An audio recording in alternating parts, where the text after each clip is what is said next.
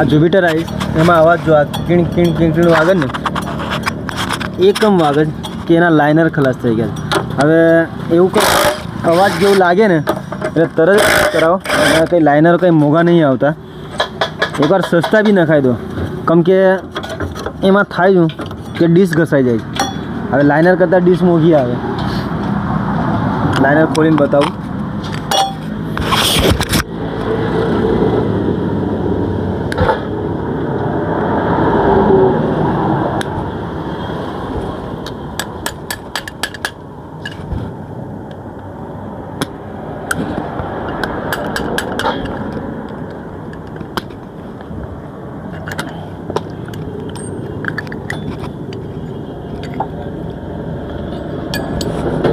આખું લોખંડ આજે લોખંડ ઘસાઈ ગયું જો એકદમ. આટલું